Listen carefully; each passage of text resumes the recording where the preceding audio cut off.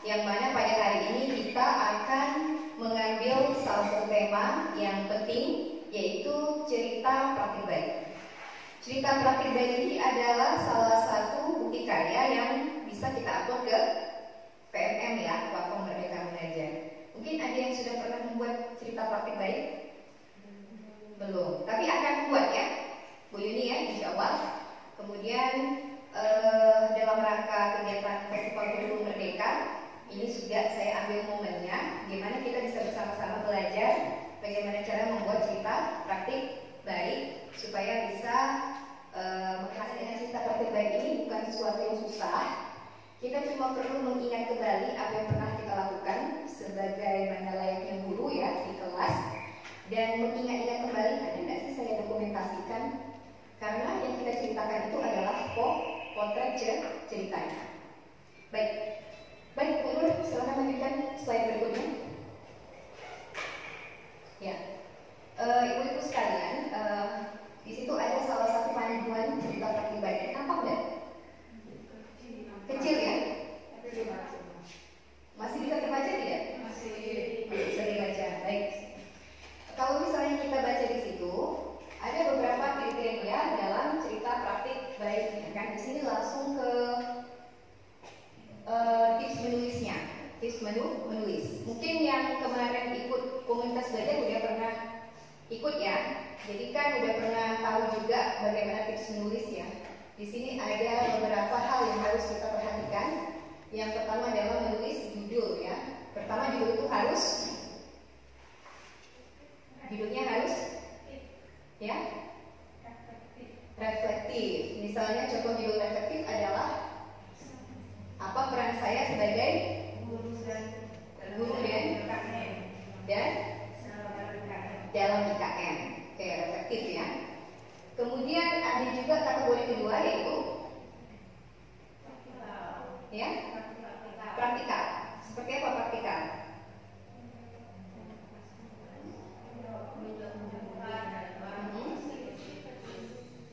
Iya, praktikal berarti itu bisa dipraktekkan atau bisa ditiru untuk dilaksanakan. Kemudian berikutnya memantik. Memantik itu maksudnya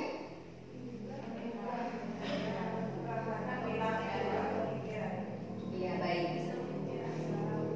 Oke, jadi di sini ada beberapa kriteria. Selain judulnya harus reflektif, kemudian praktikal, juga memantik. Selain itu judul tersebut harus diperhatikan ketika menulis judul adalah jumlah kata. Contohnya, apa peran saya sebagai guru dalam IKN? Berapa sih jumlah katanya? Apa peran saya sebagai guru dalam IKN? Ada sekitar 7 kata ya. 7 kata berarti di sini untuk judul tidak boleh panjang ya. Kemudian ada kata kunci yang menggambarkan isi. Kalau sudah ngomongkan soal peran, berarti kaitannya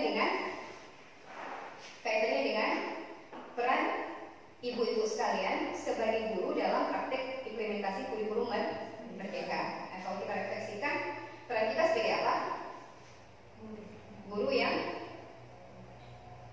melaksanakan praktek IKN. Contoh, dalam melaksanakan asesmen awal pembelajaran. Kedua, melaksanakan pembelajaran berdiferensiasi. Ketiga, melakukan proyek pembuatan profil belajar Pancasila. Jadi itu dia yang kita kaitkan dengan peran kita ya. Berarti kalau misalnya ibu-ibu sekalian ini punya ancang-ancang ya, sering menulis. Karena hari ini nanti setelah saya jelaskan secara ringkas bagaimana cara membuatnya, saya minta ada presentasi bukti karyanya. Jadi di sini buat dan dipresentasikan. Karena hari ini sesuai dengan praktek kinerja saya, kegiatan ini sampai pada tahap presentasi hasil tulisan ibu-ibu sekalian. Kemudian di sini kaitannya dengan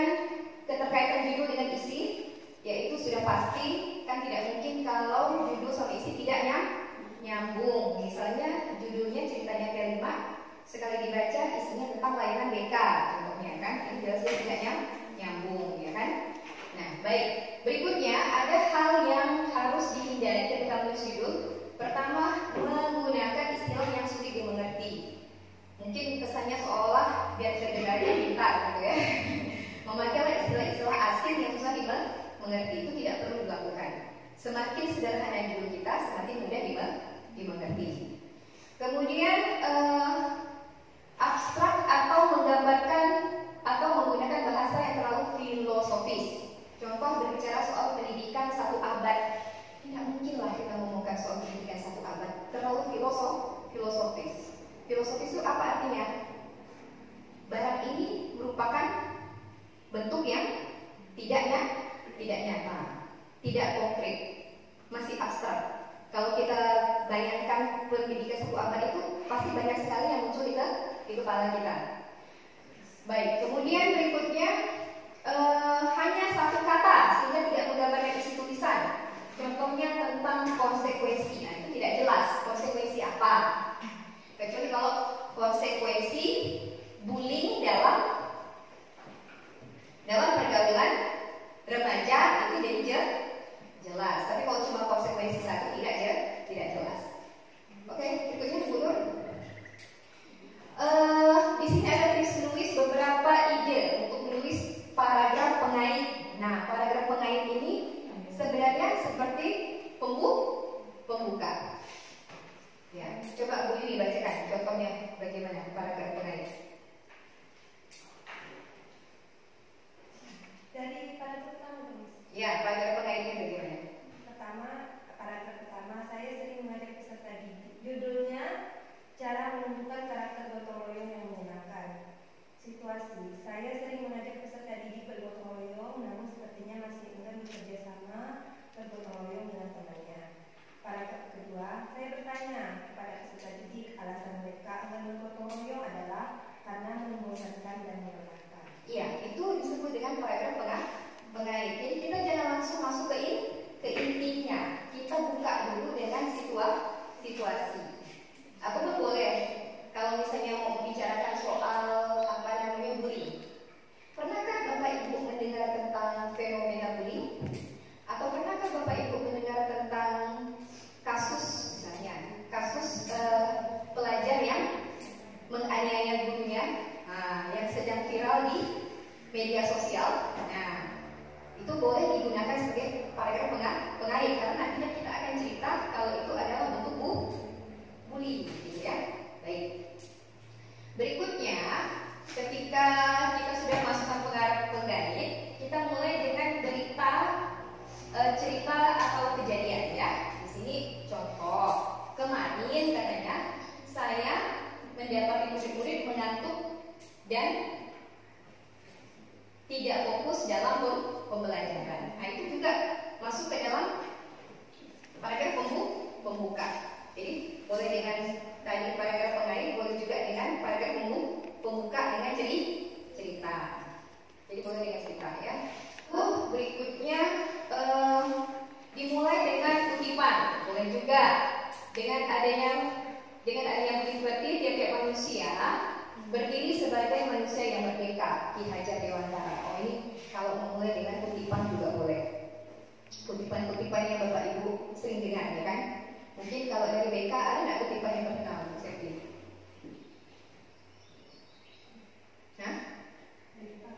BK ada nggak kutipan yang terkenal?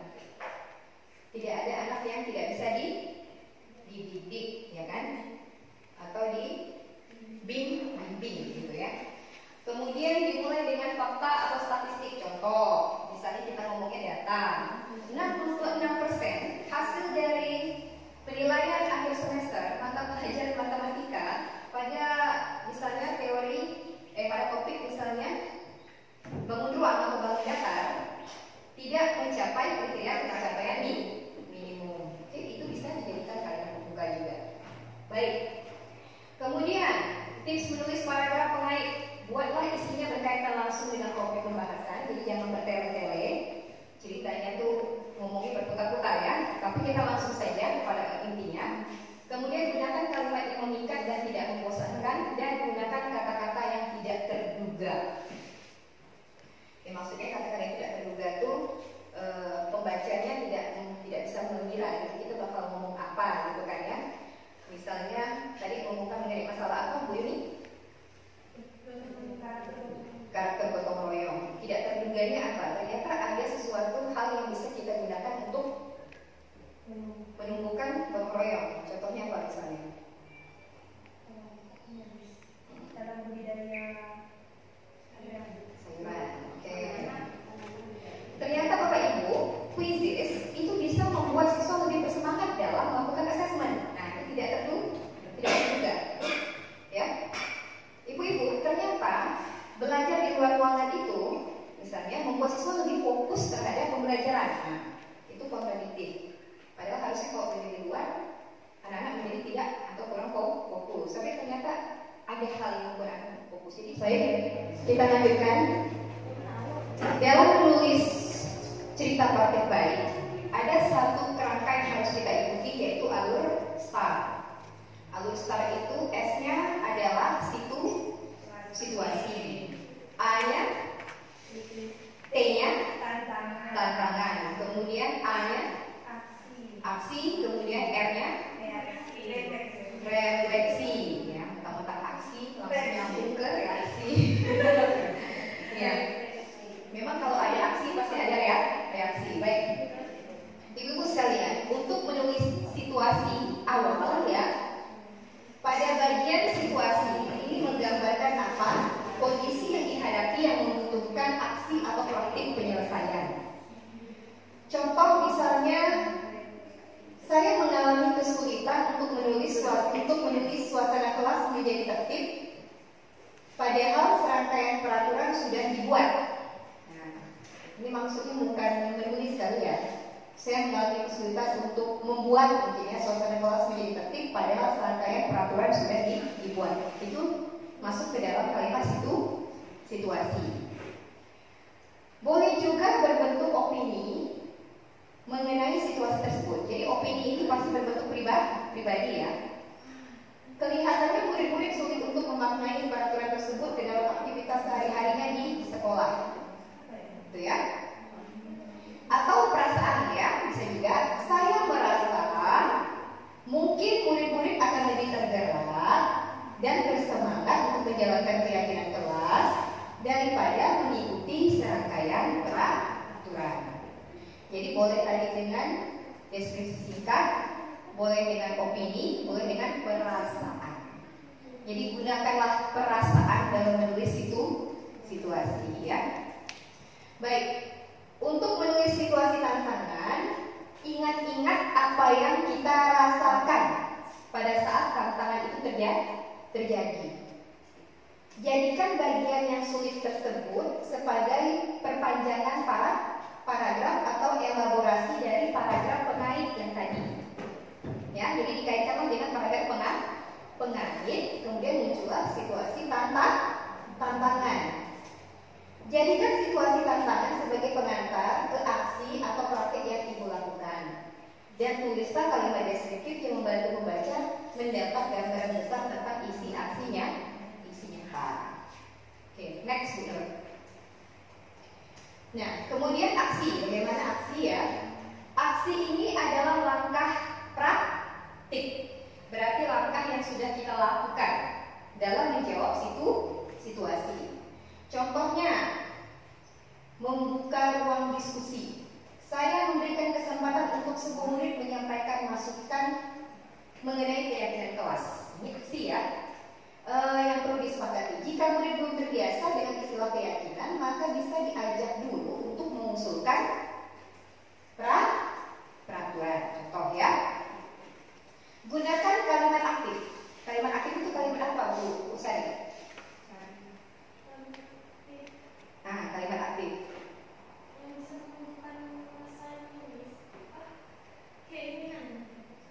Kalimat aktif itu kalimat terkait dengan langkah atau perbuatan. Seperti tadi, memberikan kesempatan, kemudian mencatat katanya, kemudian mempresentasikan, itu adalah kalimat aktif. Jadi waktu aksi, gunakanlah kalimat aktif. Saya mencatat, saya memanggil, saya berdiskusi, saya misalnya berbicara. Itu adalah kalimat aktif ya. Apabila sudah ada langkah praktik tersebut yang sudah kita ingat-ingat, maka di sini ada tahap persiapan persiapan, pelaksanaan, dan tahapan tindak lanjut. Baik, berikutnya. Berikutnya ya. Nah, refleksi. Bagaimana kita menulis refleksi? Karena setelah aksi dilakukan berarti ada refleksi ya. Refleksi itu merupakan bagian akhir dari cerita terkait dengan evaluasi dari praktik atau upaya yang sudah kita lakukan. Yang berisi tulisan. Tulisan apa? Tulisan boleh dari sudut pandang Bapak Ibu sebagai guru, boleh dari sudut pandang siswa sebagai objek, boleh dari sudut pandang kepala sekolah dan lain sebagainya. Misal setelah membuat keyakinan kelas, kalau cerita dari sudut pandang murid-murid saya lebih tergerak dan bersemangat menjalankan keyakinannya daripada mengikuti serangkaian peraturan, sehingga kelas menjadi lebih tertib dan menciptakan suasana yang kondusif untuk belajar. Jadi ini dari sudut pandang murid. Boleh juga berupa dampak. Dampak itu apa? Boleh dampak positif, tapi bisa juga dampak negatif ya kan. Tapi tulislah yang positif. Dampak positifnya apa? Kira-kira dari keyakinan kelas. Saya di situ membimbing murid saya untuk memiliki motivasi level 3, yaitu menjadi orang yang menjunjung tinggi nilai kebajikan.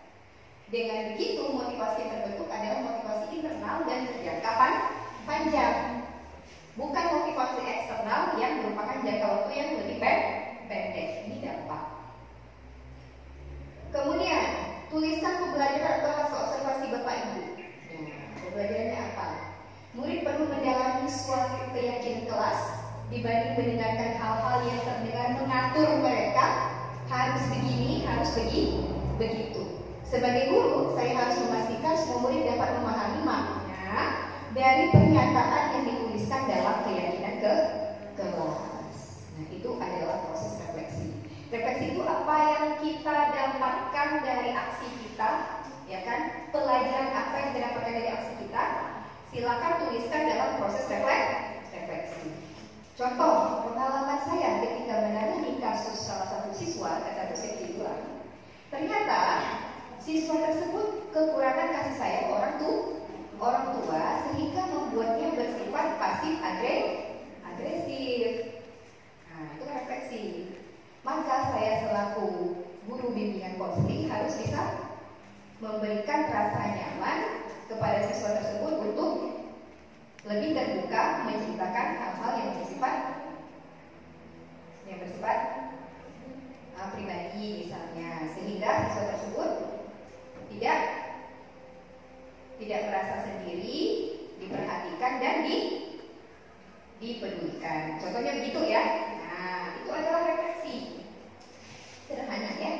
Ini bukan karya tulis ilmiah yang Bapak Ibu harus mengutip kepada pendapat ahli mana, bukan. Ini hanya cerita pendek bagaimana Bapak Ibu pernah melakukan aksi di sekolah dengan siswa. Karena ada siswa itu kan pasti ada makanan sehari-hari ya kan.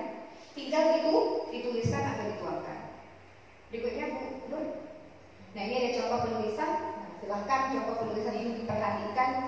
Nanti boleh diadopsi ya, tapi jangan sampai semua katanya di copy ya.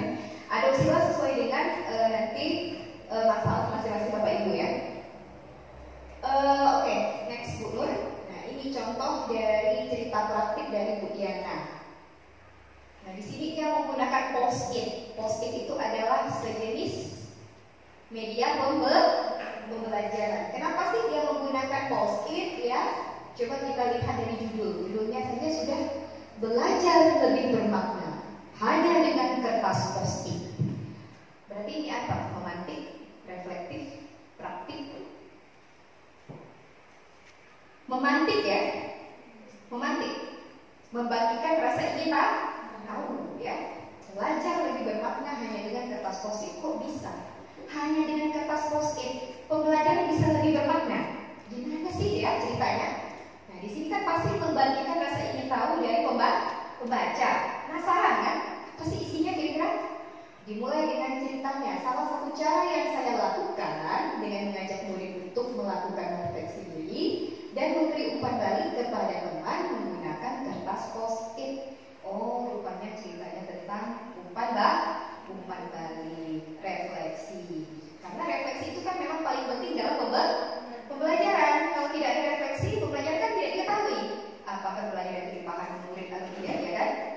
Baik, kemudian situasi dan tantangan.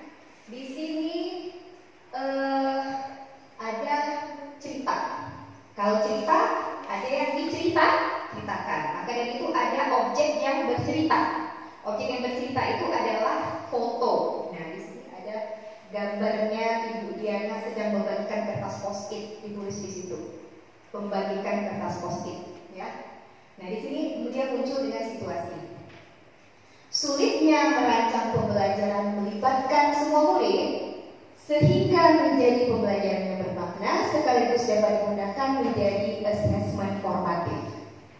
Bagaimana membuat semua murid terlibat dalam pembelajaran, saling memberikan masukan dan umpan balik sehingga dapat mengetahui kekurangan dan kelebihannya.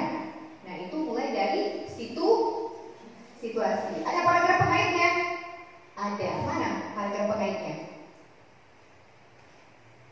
Yang mana paragraf pengaitnya, Ibu-ibu? Bu Siti Fauziah, yang mana paragraf pengaitnya kira-kira? Tidak nampak? Oh, tidak nampak. Oh, yang saya bacakan ya. Yang mana kira-kira? Sulitnya merancang pembelajaran yang melibatkan semua murid sehingga menjadi pembelajaran yang bermakna dan digunakan menjadi asesmen formatif. Itu adalah paragraf pengait, ya. Paragraf pengait. Jadi paragraf pengait itu bisa berupa apa? Tadi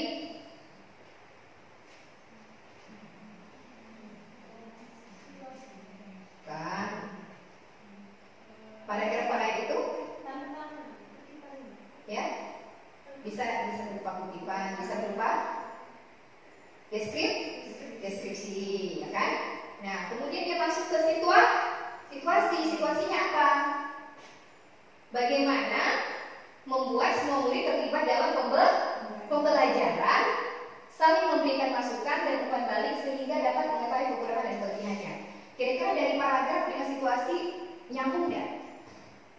Nyambung nggak kalimatnya? Nyambung. Oleh karena itu paragraf terkait dengan situasi ini sudah tersambung. Jadi pembaca jadi sudah lebih tahu, oh maksudnya supaya murid ini bisa saling memberikan umpan balik dengan rekan sehingga bisa tercipta situasi pembelajaran yang bermakna. Gitu ya. Baik, kemudian aksi. Coba lihat aksinya. Di sini aksinya berapa? Ada langkah 1, langkah 2, langkah 3, langkah 4. Nah, ini langkah-langkah aksi yang dilakukan oleh Bu Diana dalam pembelajaran menggunakan post-it, ya. Pertama, katanya langkah 1, libatkan murid untuk membuat pertanyaan. Nah, ketika libatkan murid untuk membuat pertanyaan, ada cerita di situ. Ceritalah, kegiatan ini dimulai dengan tahap persiapan. Pada tahap ini, guru membagikan kertas post-it ke semua murid. Kemudian setiap murid membuat sebuah pertanyaan dari materi mata pelajaran manapun yang sudah dipelajari pada hari sebelumnya. Selain menuliskan pertanyaan, mereka juga memperhatikan penggunaan kata tanda dan penyusunan kalimat pertanyaan yang benar. Nah, itu langkah pertamanya. Kalau ibu-ibu kan sudah pernah melakukan praktik pembelajaran, ya kan? Sering, ya kan? Langkah-langkahnya bisa juga ambil dari modul ajar atau dari mana? Kalau kamu ngambil P5 dari mana? Kalau dari P5-nya ambil dari mana? Hah?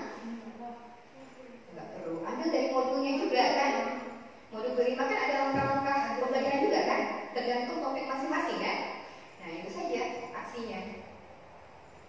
Aksinya kita tuangkan dalam beberapa langkah, ya kan? Tapi harus diberi judul. Misalnya aksi pertama, langkah pertama, libatkan murid untuk berpertanyaan, baru diceritakan. Langkah kedua, saling tukar pertanyaan. Setelah itu koreksi jawaban, lalu refleksi dan umpan balik. Sesimpel itu. Ibu-ibu hanya perlu bercerita di sini, ya. Nah, setelah cerita aksi, baru cerita refleksi hasil dan dampak. Dampaknya apa? Ternyata murid lebih terpacu. Ya, itu dampaknya, ya. Hasil yang dirasakan murid adalah mereka merasa terpacu untuk belajar, mau membaca dan terus berlatih hingga dapat menjawab pertanyaan-pertanyaan yang ada dalam kertas post-it. Selain itu mereka menjadi tidak takut untuk melakukan kesalahan sebagai proses belajar menuju ke arah yang lebih baik. Sedangkan bagi guru, kegiatan ini mempermudah untuk melakukan asesmen formatif sehingga perkembangan murid dapat teramati dari hari ke hari. Nah, bahkan kertas post-it ini digunakan untuk asesmen formatif, tidak capek-capek dia mengadakan asesmen itu. Pakai kertas post-it saja, ya kan? Kemudian tips dari saya katanya, ini kalau ada tips ya. Kegiatan ini tentunya dilakukan dengan konsisten. Jika tidak, maka hasilnya akan kurang maksimal.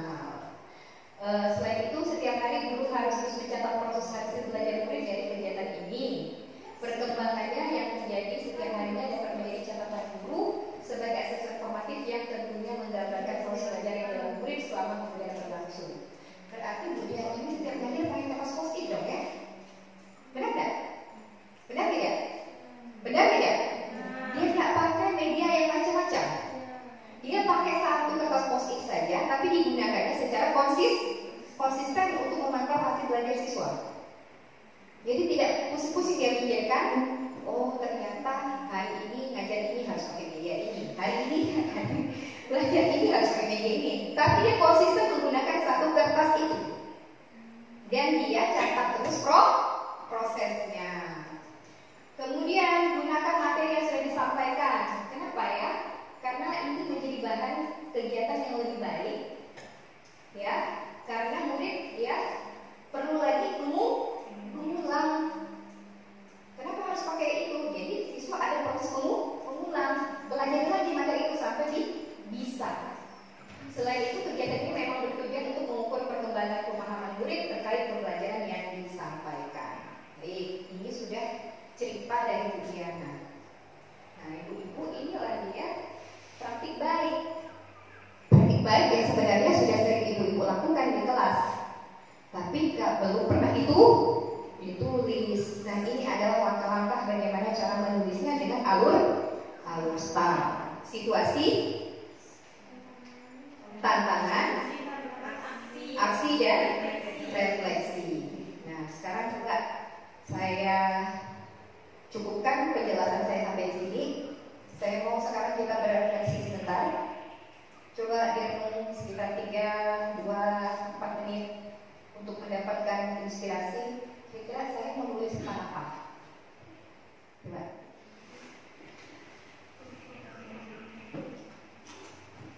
Lupa saya ya, harusnya ada sticky notes itu ya untuk menuliskannya. Coba ditulis di selembar kertas. Ibu-ibu tulis di selembar kertas. Jangan nulis cerita dulu, tulis dulu ancang-ancang mau nulis tentang apa. Fenomena, pembelajaran berdiferensiasi kah, mau menulis tentang apa? Bimbingan layanan kah, pembinaan siswa kah? Ada pernah membina siswa? Berarti itu sering ya membina siswa? Yang bermasalah berarti yang kelas 9 itu boleh ditulis dari pengalaman itu. Siapa yang buat ininya? Nah, banyak. Yang salah satunya saja, pilih salah satu saja. Yang masih ingat? Yang salah satu. Ya. Mengapa siswa tidak mau ikut ujian sekolah? Ya.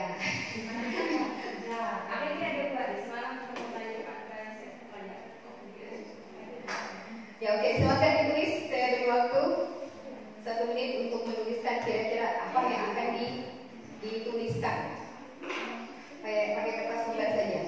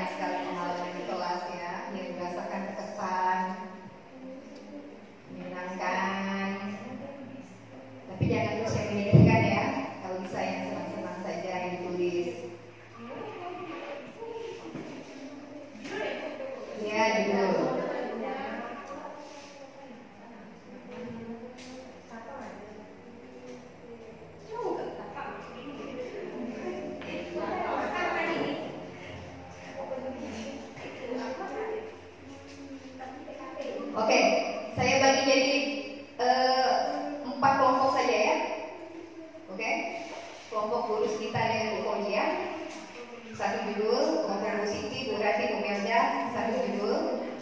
Kemudian kelompok Anissa dengan Kenia 1 judul ya. Ya. 4 kelompok. Karena nanti perwakilan dari kelompoknya ini akan presentasi.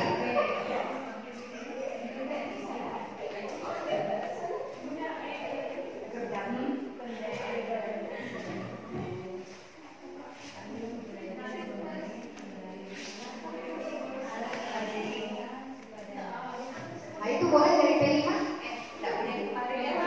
Iya yang tadi ya, kalau itu ya. Nah coba.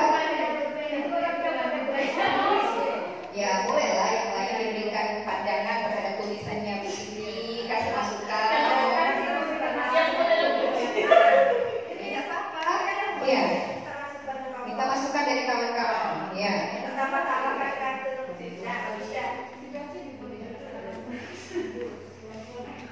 Ibu ini nanti mau ikut ini ya Festival Kultur Merdeka ya. Jadi kalau buat video itu mungkin susah kali. Dan cerita ini saja langsung dibuat. Jadi bisa dikirim sekalian.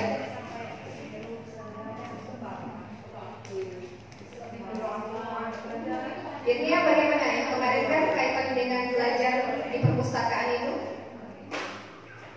Belajar ya, boleh didiskusikan dengan Bu Mel.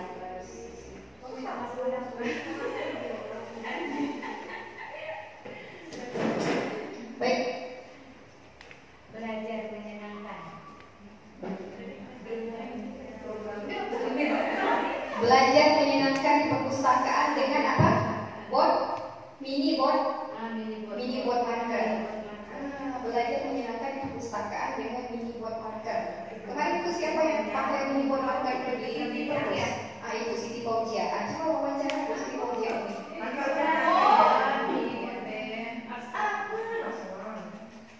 Tapi ya harus menulis dari sudut pandang pengurus perpustakaan. Jadi bukan dari gurunya.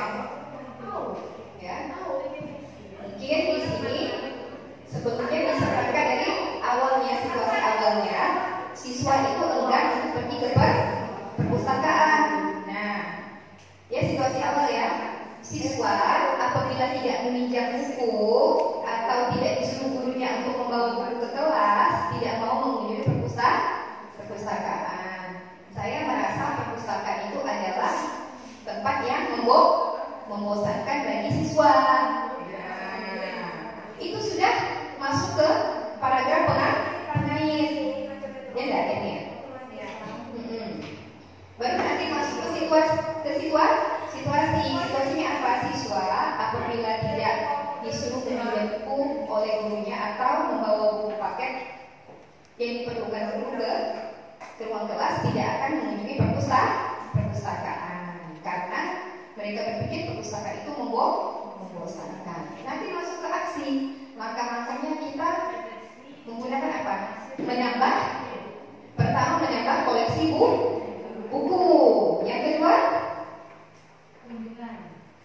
mengadakan program kunjungan ke perpustakaan. Ayo. Makanya satu tadi menambah koleksi buku. Jadi udah jadi diterapkan koleksi buku. Kedua, mengadakan program kunjungan ke perpustakaan oleh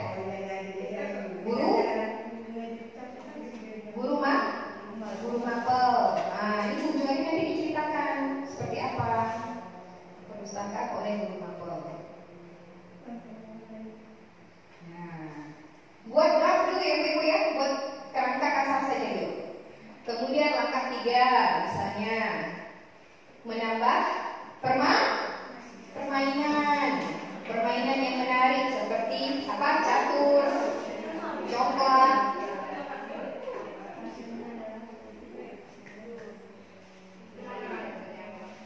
Catur, coklat dan apa tadi? Mini board marker. Apalagi kalau itu membuat ini apa namanya yang program apa kita memberi hadiah itu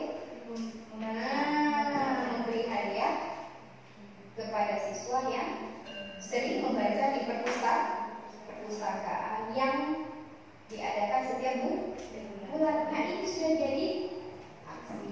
Tinggal tulis referensi dengan gampang, ini diselesaikan. Selesai. Jadilah dia satu cerita. Nah, silakan kita masuk dengan Bu Anissa untuk mengembangkan. Kalau kesehatan Jadi pakai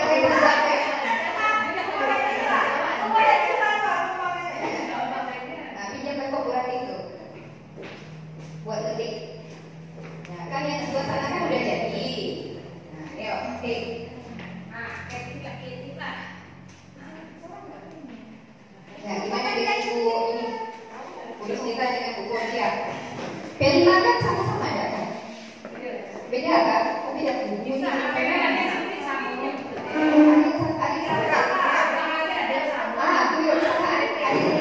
kan? Sama ada dengan bukunya. Coba apa yang paling berkesan waktu itu? Wirausaha itu.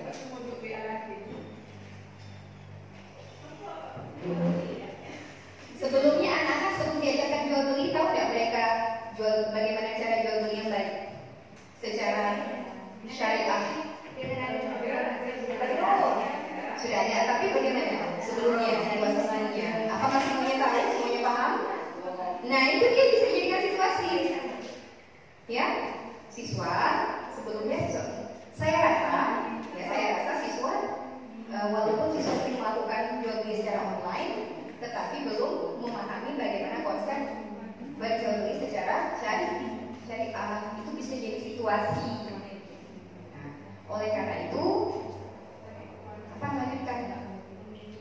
Oleh karena itu perlu pembimbingan dari guru, ya kan, untuk membimbing siswa memahami konsep jual beli secara syariah.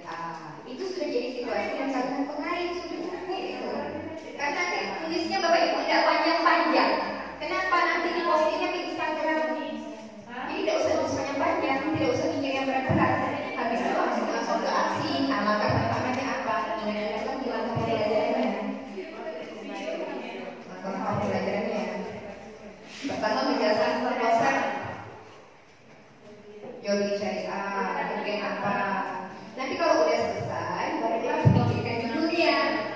Karena biasanya judul itu adalah representasi dari apa yang kita tulis. Kita baca, kita iya. Ini kayaknya judulnya bagus begini.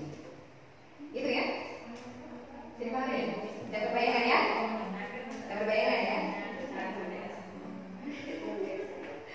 Anda ini bisa bagus kita sanggup kok, ayo. Bisa. Ini nulis WA panjang-panjang bisa. Masalah konsep cerita banyak ini tidak bisa.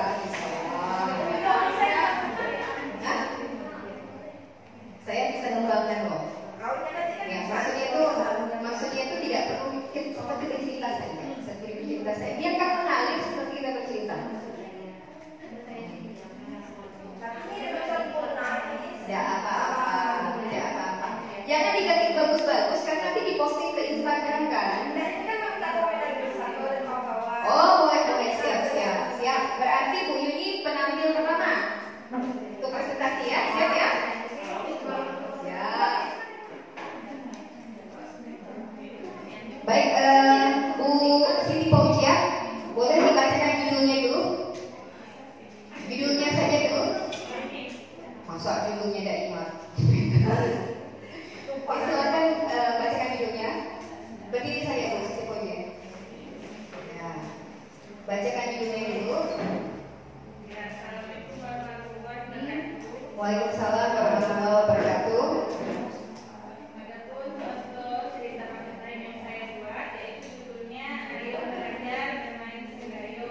Ya, ayo belajar bermain senggayong.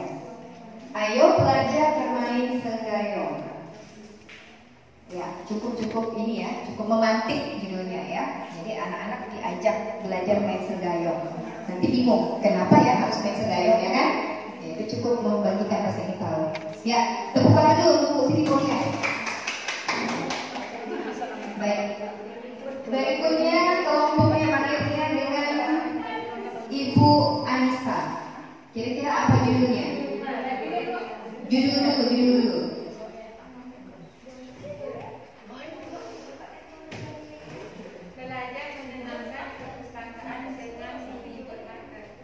berdiri tidak? Boleh. Berdirinya ini kan sudah menjadi guru, ya, jadi harus lebih percaya diri. Judulnya belajar menyenangkan di perpustakaan dengan mini bookmarker. Belajar menyenangkan di perpustakaan dengan mini bookmarker. Kira-kira sudah cukup representasi belum dengan aksinya tadi? Belum. Jadi mini bookmarkernya itu dihapus saja. Karena kan kita lihat dari aksinya Belajar menyenangkan di belajar menyenangkan di perpustakaan sekolah gitu saja. Baik, oke, sip. Terima kasih. Ayo Bu Yuni, kelompok Bu Yuni, sampaikan judulnya dulu. Judulnya Berdiri Bu Yuni. Judul dari kelompok kami adalah cara menumbuhkan karakter gotong royong yang menyenangkan. Cara menumbuhkan karakter gotong royong yang menyenangkan. menumbuhkan atau mengembangkan? Menumbuhkan. Ya. Baik, terima kasih. Kelompok guru sekitar dengan Bu Bos ya. Judul dulu. Sebenarnya ada dua ibu. Ada dua. Ya. Tergantung nanti bagaimana ya. Kalau saya, karena kebetulan siswaan, Ya. jadi judul itu melaksanakan tata tertib dengan ikhlas. Oh, mantap judulnya. Melaksanakan tata tertib dengan ikhlas. Di mana orang bisa melaksanakannya dengan ikhlas ya?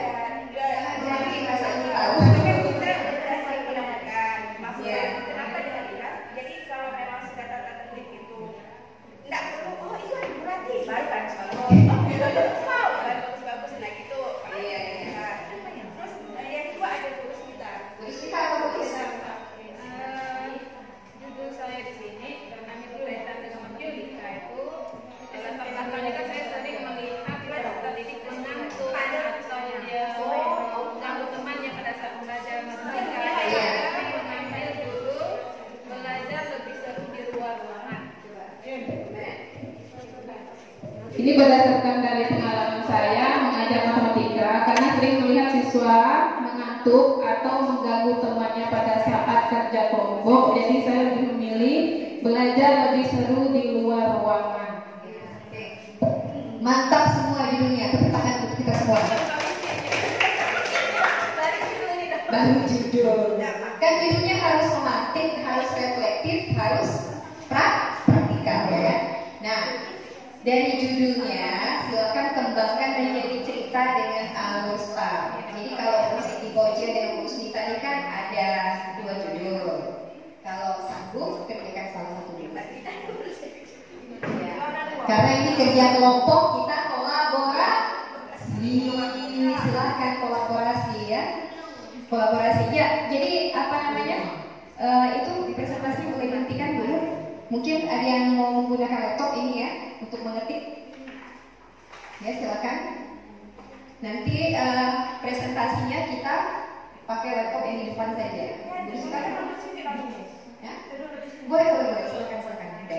Nah jadi ibu-ibu untuk materi saya cukupkan. Setelah ibu-ibu nanti selesai menulis cerita, langsung presentasi. Bisa dipahami?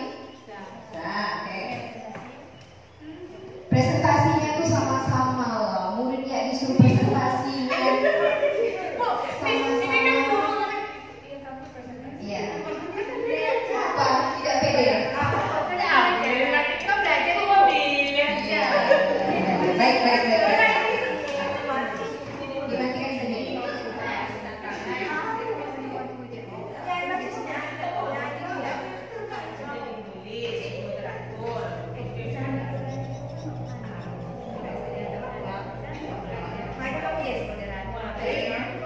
Nah ibu-ibu sekalian sudah ada yang siap maju ya Bu ini.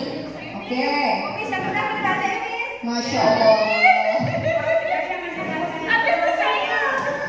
Selesai kita refleksi.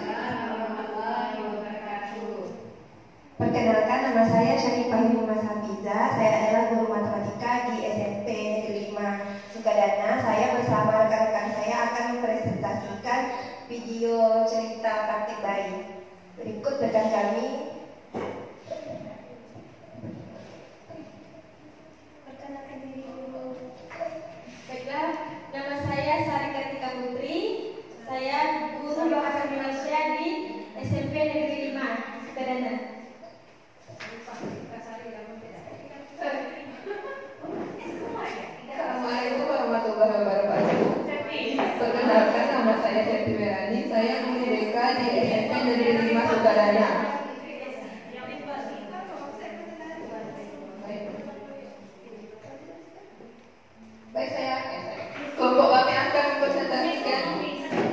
video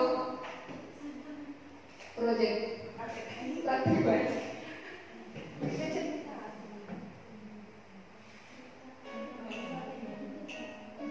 Cara menumbuhkan karakter gotong royong peserta didik.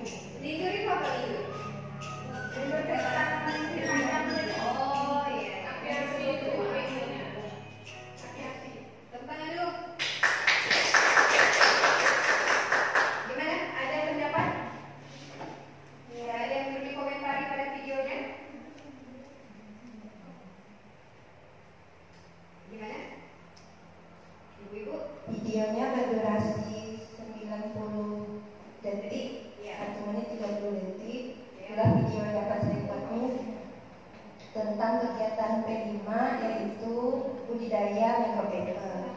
Nah, cerita yang akan kami buat judulnya adalah cara menumbuhkan karakter gotong royong yang menyenangkan. Situasinya, saya sering mengajak peserta didik bergotong royong, namun sepertinya masih enggan bagi mereka untuk melakukan kegiatan gotong royong bersama temannya, terutama di lingkungan sekolah. Saya bertanya kepada peserta didik, alasan mereka agar bergotong royong adalah karena kegiatan tersebut membosankan dan melelahkan menurut mereka. Tantangannya, menurut saya, peserta didik enggan bergotong royong dikarenakan di dalam diri mereka belum terbiasa melaksanakan kegiatan gotong royong. Oleh karena itu, saya dan rekan sejawat memilih tema P5 dengan topik budaya micropaper atau berlagu. Dalam kegiatan tersebut nantinya peserta didik akan dibentuk menjadi beberapa kelompok yang akan membuat mereka bekerja sama dalam kelompok tersebut.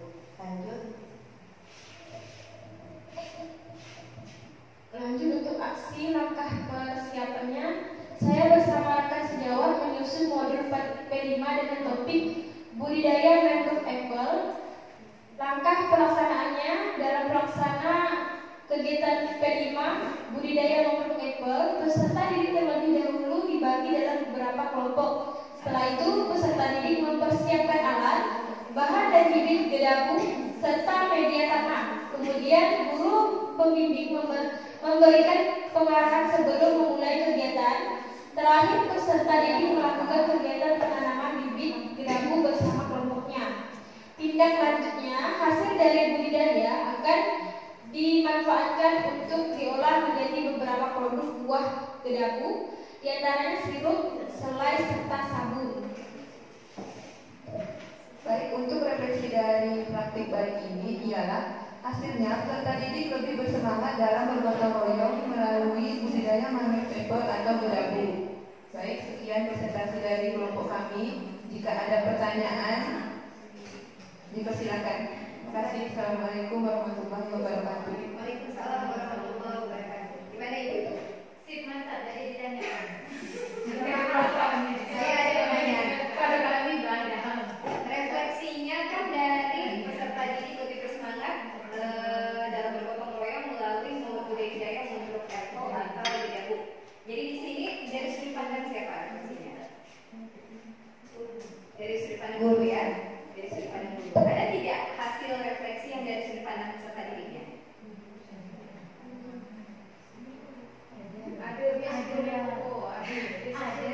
Mereka jadi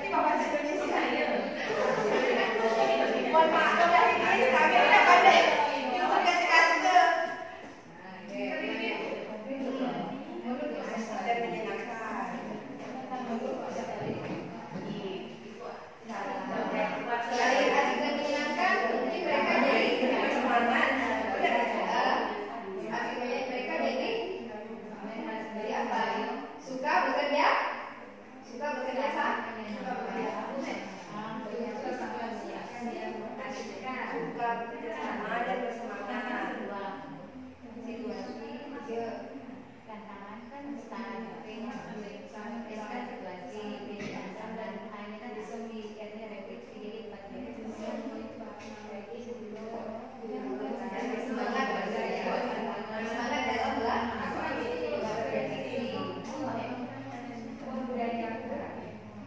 belajar musik.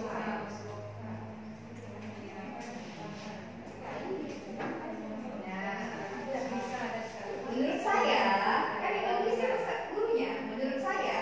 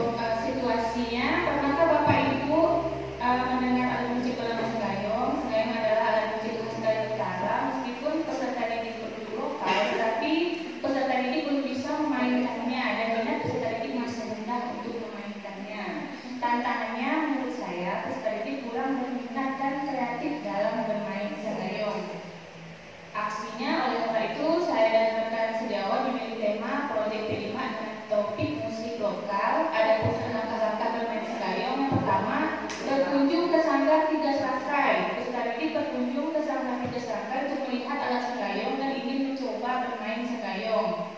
Yang kedua, narasumber mengajarkan peserta didik bermain senggayong. Narasumber mengajarkan peserta didik bermain senggayong di sanggar dan di sekolah. Yang ketiga, memainkan senggayong secara mandiri. Setelah narasumber mengajarkan bermain senggayong, peserta didik dapat memainkan senggayong secara mandiri. Untuk refleksinya, hasilnya adalah peserta didik lebih berminat bermain senggayong dan dapat meningkatkan kreativitas peserta didik dalam bermain senggayong. Nah, menurut peserta didik, bermain senggayong sangat menyenangkan dan sekaligus bisa membudayakan musik lokal yang ada di Priok. Nah, kami rasa itu saja presentasi dari kelompok kami. Apabila ada pertanyaan, dipersilakan. Silakan kalau ada pertanyaan, Ibu. Taparan awal tadi itu sebelum situasi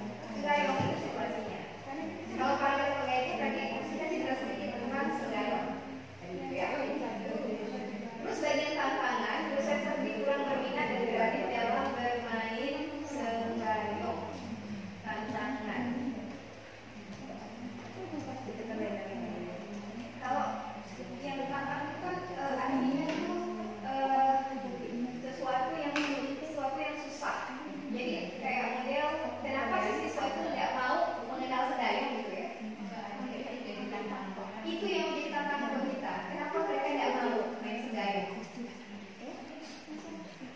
Menurut saya, peserta didik tidak mau belajar alat musik senggayung karena mereka menganggap alat musik itu kuno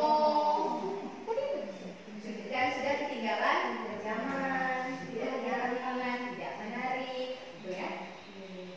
Nah, barulah kita coba gimana kita tanamkan minat mereka terhadap alat musik itu. Nah, itu maksudnya. Ya, yang kelima. Gitu ya, musik boynya. Bisa nggak dicatat poin-poinnya? Biasanya kalau saya ngomong sekarang ingat, nanti kalau saya ngomong dari sini tanya lagi, lupa lagi sebenarnya.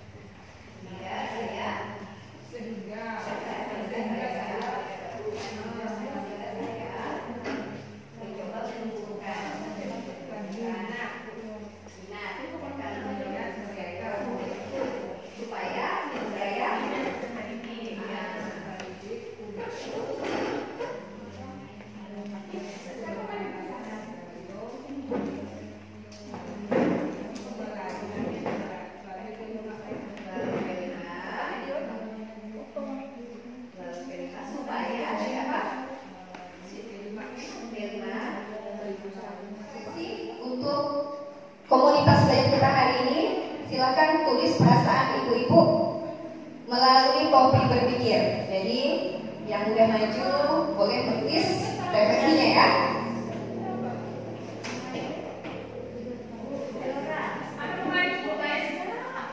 Baik, silakan medianya dan Bu Anissa. Ayo.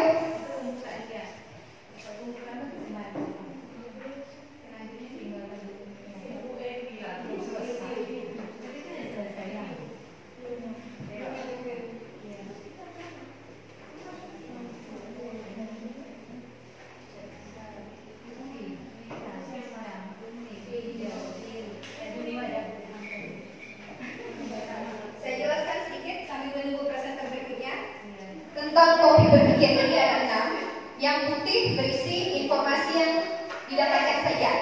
Jadi informasi baru yang ibu-ibu dapatkan melalui kegiatan hari ini. Misalnya saya belajar bagaimana menulis cerita dengan alur star, contoh ya. Kemudian merah berisi perasaan dan intuisi, emosi, senangkah, tertantangkah, atau bagaimana. Hitam, hal negatif yang mungkin muncul. Bisa tidak ya saya tulis pakai alur star, gitu ya. Kemudian kuning berisi pertimbangan positif yang muncul. Kira-kira hal positif apa yang timbul? Keuntungan apa? Misalnya nanti saya bisa membuat cerita dengan alur star dan bisa mengatur di IPM mungkin bisa ya. Hijau, pertimbangan kreatif. Jadi kalau merasa ada kesulitan pada topi hitam, maka topi hijau ini yang menjawabnya, gitu ya. Kalau yang hitam itu pertimbangan negatifnya. Kalau hijau itu hal positifnya. Positif ya. Kalau biru, kesimpulannya gimana? Bisa atau tidak dilakukan? Bisa kalau saya banyak-banyak nanya dengan rekan-rekan sejawat, bisa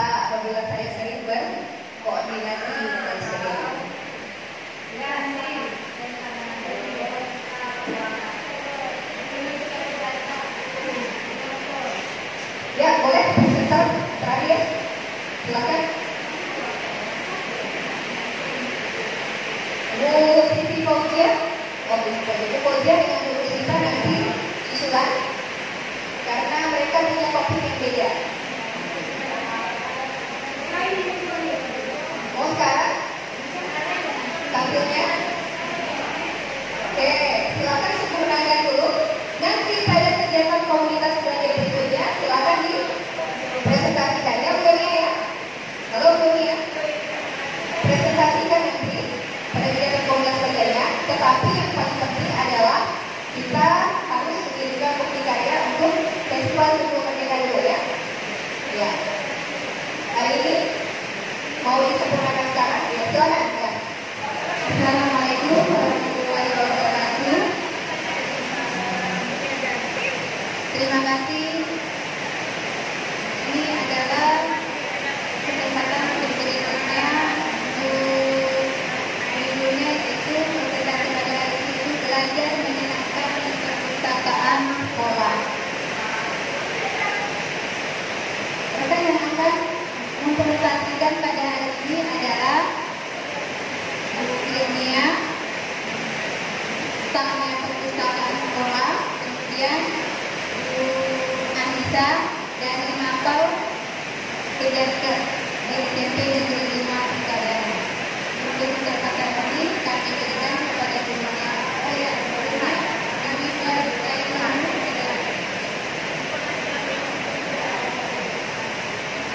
video kan, ini adalah foto-foto yang ada di perpustakaan sekolah.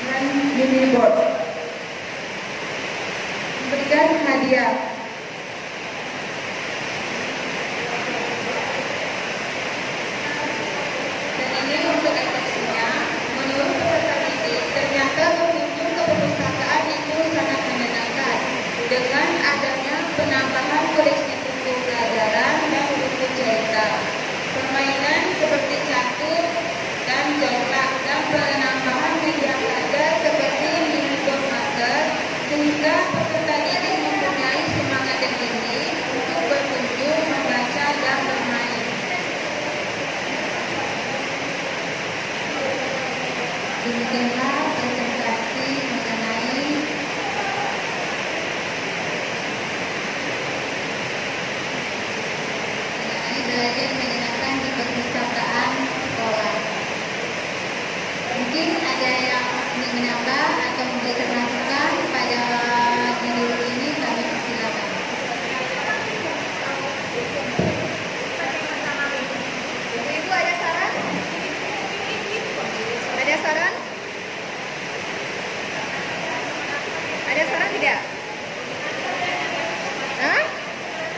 Benar. Tidak ada saran.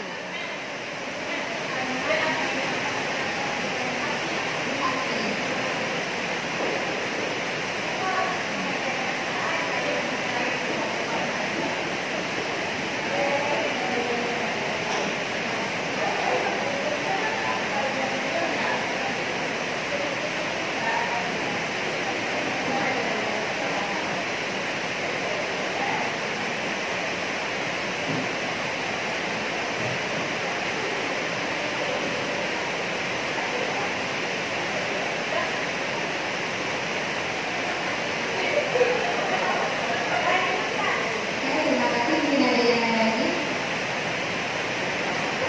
Bu Irni ya, jadi langkahnya ada 1, 2, 3, 4. Setiap langkah harus dideskripsikan. Misalnya menambah koleksi buku, ya kan? Saya mengusulkan, misalnya ya, kepada kepala sekolah untuk menambah koleksi buku. Nah, ini ceritakan.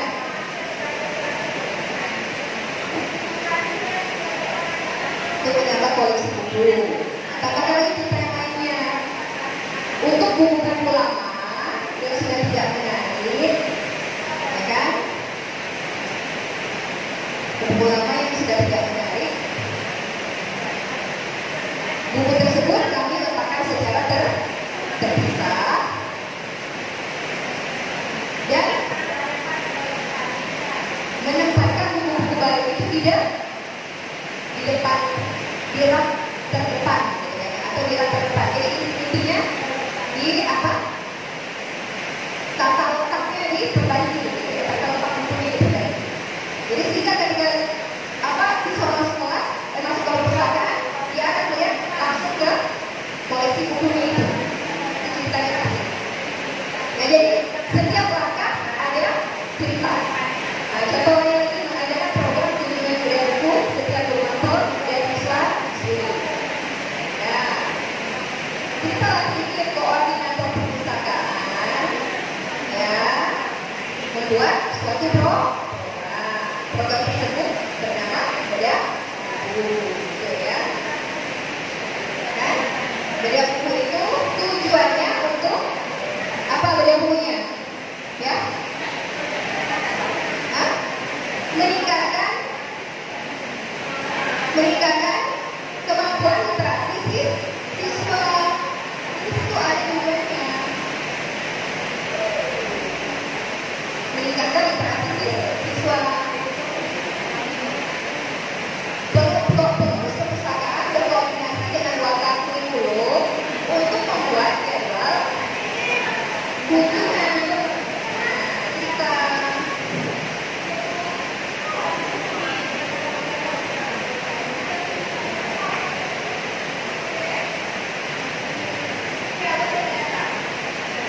ya, jadwal setiap apa? Seminggu sekali kah? Ingat tidak jadwal kunjungannya? Jadwal kunjungannya masih ingat tidak? Seminggu sekali kah atau ya, itu ceritanya ada. Guru Mapel mengadakan kunjungan perpustakaan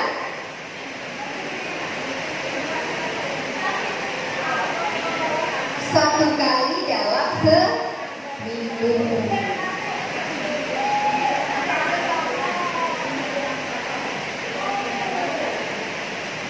Ya.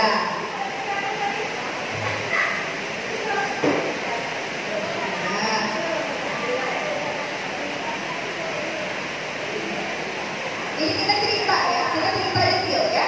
Kemudian menambah permainan seperti jantung, jongkok, dan mini buat marker. Dapatnya dari mana? Dari mana? Barang itu ada di gudang. Nah, kami,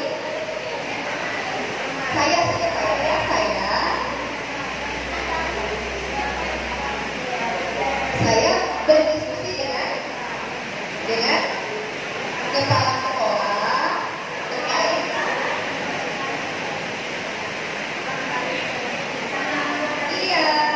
penambahan permainan di ruang perpustakaan untuk membuat siswa lebih berminat dalam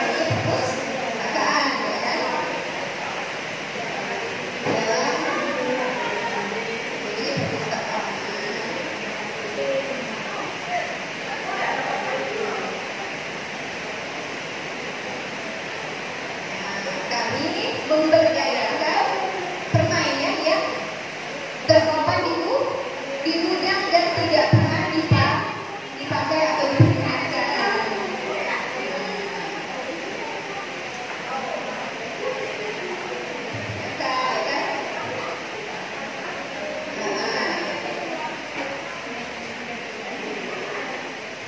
Beberapa permainan bahkan sisa kegiatan proyek kelima dituliskan. Itu contoh kan bekas itu sisa pena ya kan.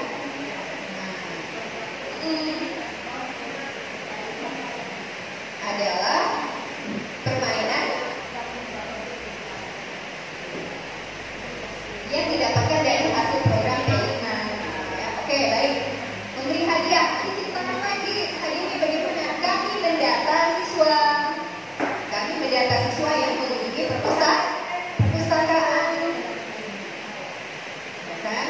Dalam buku kunjungan siswa. Jadi kami mendata siswa yang mengunjungi perpustakaan berdasarkan buku catatan kunjungan siswa.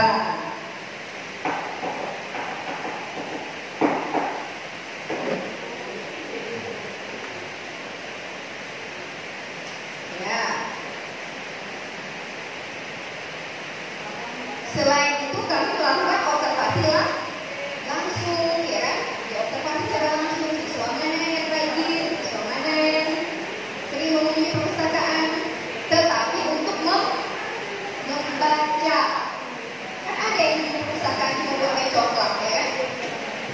Tapi ini yang didata yang benar-benar membaca. Data tersebut kami olah dan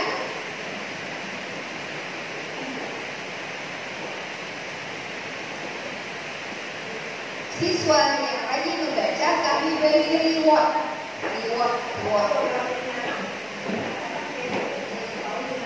ya, reward.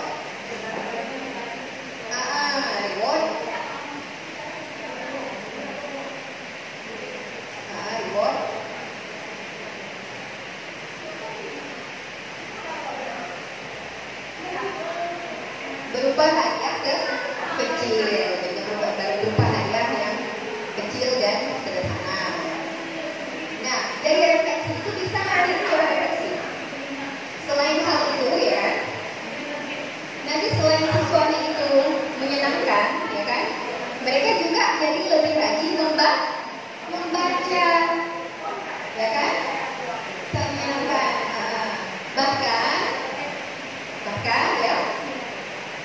Bahkan hingga sendiri yang mempunyai semangat tinggi untuk membaca dan bermain,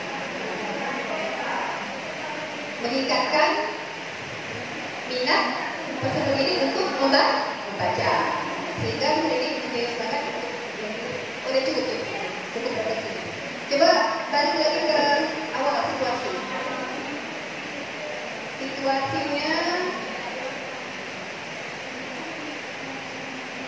Ya, coba padahal apa?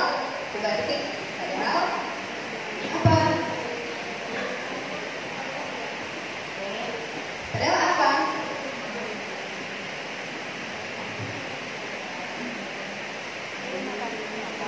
Padahal apa sih? Kenapa harus membaca seperti itu? Supaya bisa meningkatkan kemampuan literasinya, kan?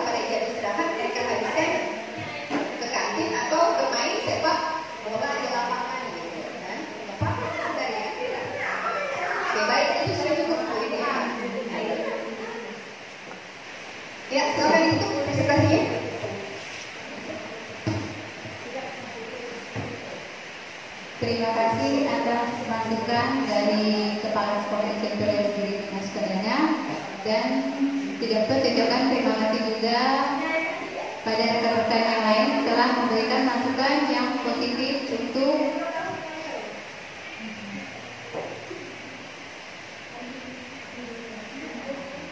belajar yang menyenangkan di perpustakaan sekolah. Akhirnya saya tutup. Wassalamualaikum warahmatullahi wabarakatuh.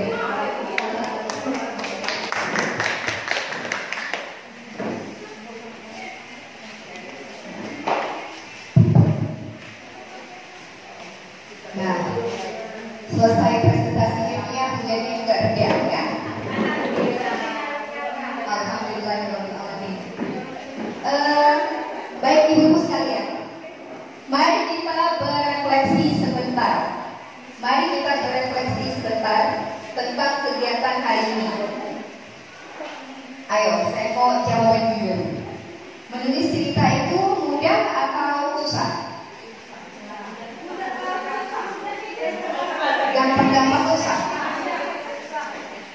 Ada yang sulit, ada yang mudah. Ya. Ya. Iya, benar-benar ya. Sebenarnya yang susah itu untuk memulai. Nah, dan harus sedikit dipaksa untuk memulai. Tapi kalau sudah keseringan, jadinya asik. Ya, alam bisa karena biasa. Ibu-ibu sekalian, jadikanlah menulis dan membaca sebagai salah satu hobi kita sebagai pendidik. Karena bagaimana kita mau mengembangkan literasi siswa kalau kita sendiri saja tidak suka berliterasi. Itu kesimpulan yang bisa kita refleksikan pada hari ini. Menulis cerita praktik baik adalah salah satu upaya untuk meningkatkan pembelajaran di kelas. Kenapa?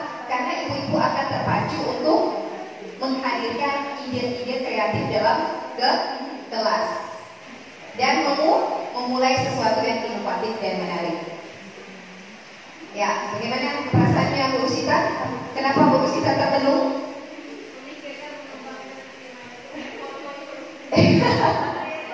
Insya Allah fotonya ada ya. Kolaborasi saya dengan rekan-rekan lainnya. Oke, baik, kalau misalnya sudah siap, kita boleh daftar sama-sama ya. Karena saya juga belum daftar untuk Festival Kurikulum Merdeka. Rencananya kapan kita daftar? Kamis ya, sama-sama ya. Baik. Lewat Instagram? Instagram. Ada yang TikTok? Kalau mau Instagram saja. Seperti contoh tadi kan lebih mudah ke Instagram ya. Cukup foto kemudian tulis cerita ya.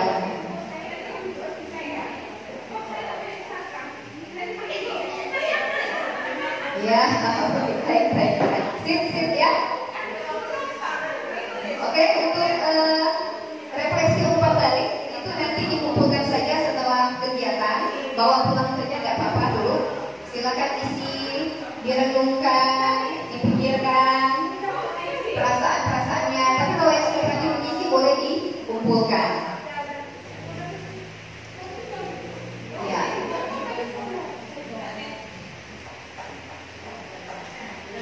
Bagaimana menurut ibu-ibu? Instruksi yang saya sampaikan sudah cukup jelas? Jelas. Apakah tadi dalam menjelaskan langkah-langkah pembelajarannya sulit dipahami? Ada ya. Ketika presentasi ada hambatan? Tidak ada. Hanya harus sering-sering maju ke depan. Ya, baik. Saya akhiri kegiatan hari ini dengan ucapan hamdalah. Alhamdulillahirobbilalamin. Semoga kegiatan komunitas kita hari ini bisa mengembangkan keterampilan dan kompetensi kita sebagai pendidik dan mengembangkan kualitas pembelajaran siswa di satuan pendidikan. Akhir kata, saya tutup dengan wabillahi taufiq wal hidayah. Wassalamualaikum warahmatullahi